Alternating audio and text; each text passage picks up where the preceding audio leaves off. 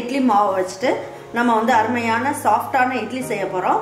அதுக்கு என்னென்ன மெஷர்மெண்ட் எப்படி அரைக்கலாம்ன்றத சொல்றேன் வாங்க. நம்மளோட சேனல்ல குழம்பு மிளகாய் தூள், ரசப்பொடி, சாம்பார் பொடி, கரம் மசாலா பொடி, இட்லி பொடி, மட்டன் மசாலா இது எல்லாமே நல்ல சுகாதாரமான முறையில நல்ல தரமான பொருட்களை வச்சு நானே என்னுடைய கைப்பட என்னுடைய கண் பார்வையில உங்களுக்கு வந்து நான் எல்லாமே அரைச்சி பொடி பண்ணி உங்களுக்காக நான் தரேன். உங்களுக்கு வேணுன்றவங்க வெப்சைட்லயும் வாட்ஸ்அப் நம்பர் உங்களுக்கு தரேன். நீங்க வேணுன்றவங்க ஆர்டர் பண்ணி வாங்கிக்கலாம்.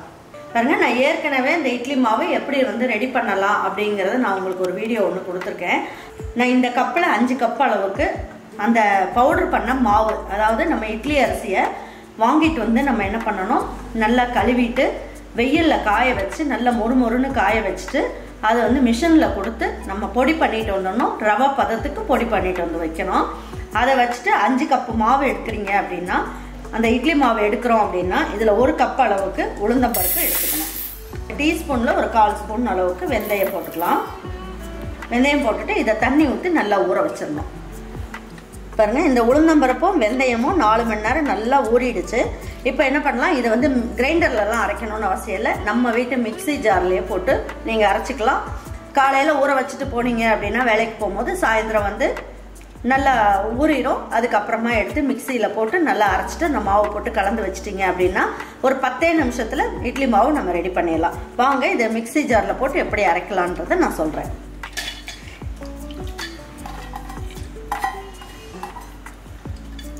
இப்போ 1/4 கப் அளவுக்கு இதில் தண்ணி ஊற்றிக்கலாம். ஏன்னா அதை அரைக்கிறதுக்கு சரியாக இருக்கும். கொஞ்சம் அரைச்சதுக்கப்புறம் மறுபடியும் கொஞ்சம் தண்ணி ஊற்றி அரைச்சிக்கலாம்.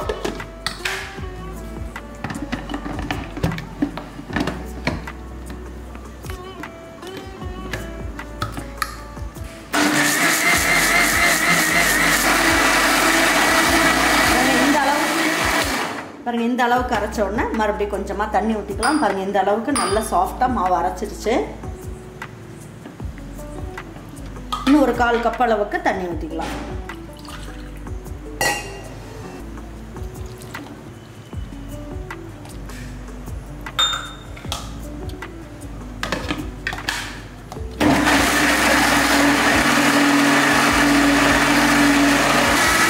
மறுபடியும் ஆஃப் பண்ணிட்டு கொஞ்சமாக தண்ணி தெளிச்சுக்கலாம். இந்த மாதிரி கொஞ்சம் கொஞ்சமாக தண்ணி ஊற்றி அரைச்சிங்க அப்படின்னா கிரைண்டரில் அரைக்கிற மாதிரி மாவு வந்து நல்லா சாஃப்டாக நல்லா புசு புசுன்னு வரும். இட்லியும் நல்லா சாஃப்டாக இருக்கும்.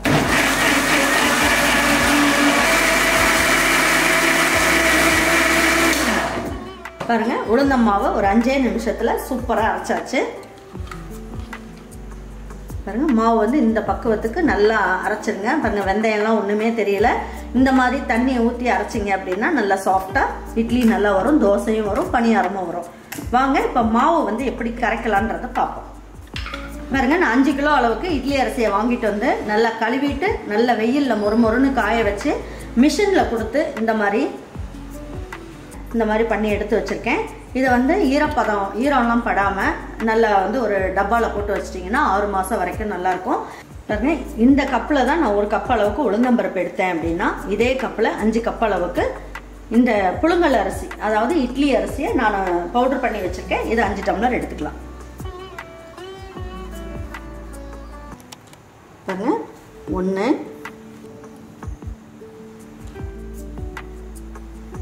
5 டம்ளர் இட்லி மாவுக்கு தேவையான அளவுக்கு உப்பையும் பதில் போட்டுடலாம். இதில் 2 கப் அளவுக்கு தண்ணி ஊற்றிக்குங்க.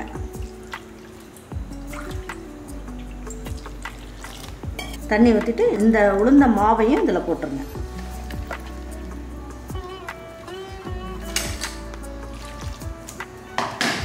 நம்ம வந்து ரொம்ப பிசைஞ்சு மாவு வந்து கரைக்கக்கூடாது. இந்த மாதிரி லேசாக இந்த மாதிரி 4 விரலை வச்சுட்டு இப்படி கரைச்சிங்க அப்படின்னா உங்களுக்கு கட்டி விடுவாமல் இருக்கும்.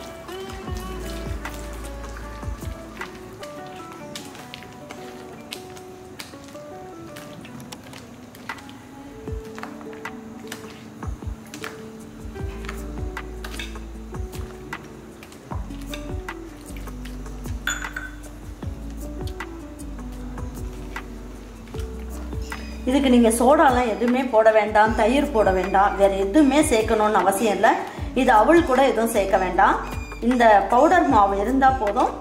மிக்சிலேயே நீங்கள் வந்து உளுந்தம்பருப்பு அரைச்சா போதும். சூப்பராக இட்லி பஞ்சு மாதிரி சுட்டுடலாம்.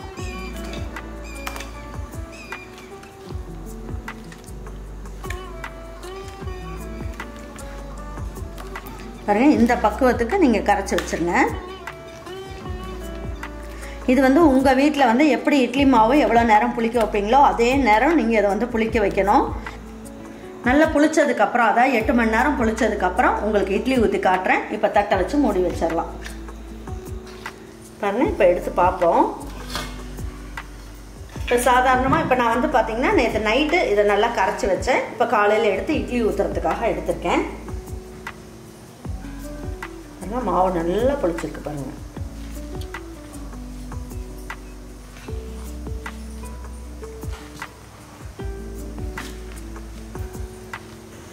மாவு வந்து நல்லா புளிச்சிருச்சு. எதுக்காக இந்த மாதிரி நல்லா ஒரு வாட்டி மிக்ஸ் பண்ணிடணும்னா உளுந்தம்பருப்பு மேலே வந்துடும், அரிசி மாவு கீழே வந்துடும். அதனால நல்லா ஒரு வாட்டி மிக்ஸ் பண்ணிட்டு இட்லி ஊற்றுனீங்கன்னா நல்லா பஞ்சு பஞ்சாக வரும். வாங்க இப்போ இட்லி எப்படி ஊற்றுவோன்றதை பார்ப்போம். பாருங்க, இது ரெடிமேட் மாவு அப்படின்னா யாருமே நம்ப மாட்டாங்க. அந்த அளவுக்கு வந்து மாவு வந்து சூப்பராக நல்லா பொங்கி நல்லா வந்திருக்கு.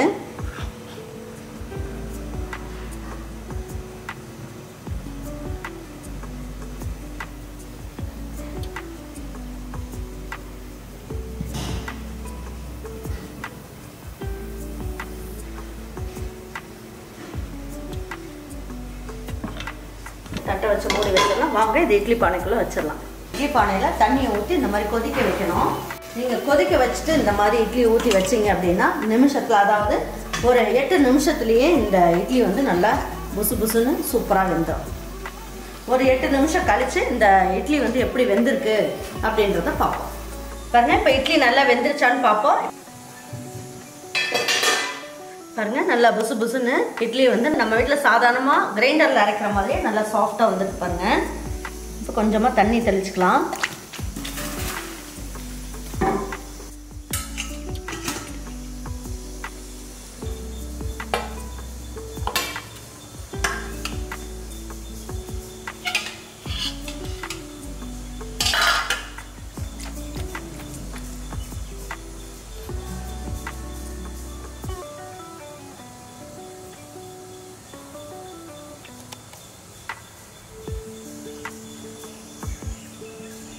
பாருங்க, துணியிலே ஒட்டாத நல்லா சாஃப்டான பஞ்சு மாதிரி இட்லி. பாருங்க, நல்லா மெத்து மெத்துன்னு சூப்பராக இருக்கு. பாருங்க, நல்லா மெத்து மெத்துன்னு இட்லி. பாருங்க, நல்லா சாஃப்டாக சூப்பராக வந்திருக்கு. நல்லா குண்டு குண்டுன்னு நல்லா சாஃப்டாகவும் துணியிலெல்லாம் ஒட்டாமல் நல்லா ரெடிமேட் மாவு வச்சுட்டு நல்லா ஜம்முன்னு செஞ்சாச்சு. ஒரு இட்லி பிச்சு காட்டுறேன்.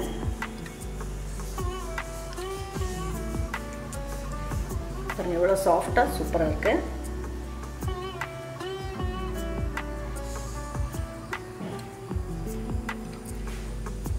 மாவு மட்டும் வச்சு நான் உங்களுக்கு பணியாரம் ஊற்றி காட்டுறேன். எப்படி இருக்குன்னு பார்த்துக்குங்க. நான் ஏற்கனவே நம்மளோட வீடியோவில் நிறைய உங்களுக்கு பணியாரம்லாம் செஞ்சு காமிச்சிருக்கேன்.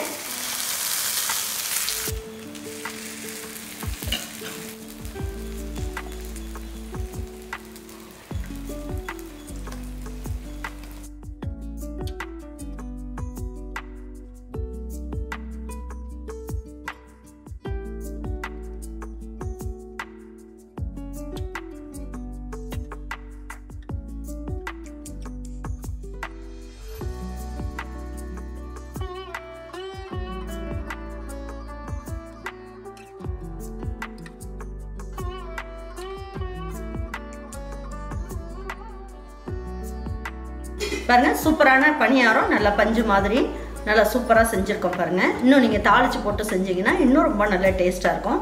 பாருங்கள், பணியாரம் நல்லா சாஃப்டாகவும் சூப்பராகவும் இருக்குது. வாங்க இப்போ தோசை எப்படி ஊற்றலான்றதை பார்ப்போம்.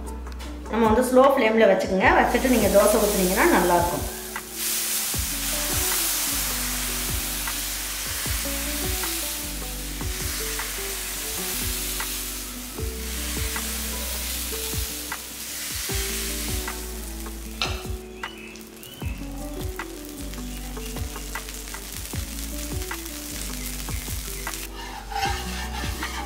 பாருங்க தோசை எடுக்கிறதுக்கும் எவ்வளோ ஈஸியாக இருக்குன்ட்டு. நல்லா பாருங்கள், நல்ல முருகலாக சூப்பராக வந்திருக்கு. நீங்கள் எப்பயுமே தோசை ஊற்றும் போது ஸ்லோ ஃப்ளேமில் வச்சுட்டு தோசை ஊற்றுனீங்கன்னா உங்களுக்கு இழுக்கிறதுக்கு நல்லா வரும். தோசையும் நல்லா சாஃப்டாகவும் இருக்கும். பாருங்கள், சூப்பரான தோசை நல்ல ஜம்முன்னு ரெடி ஆயிடுச்சு.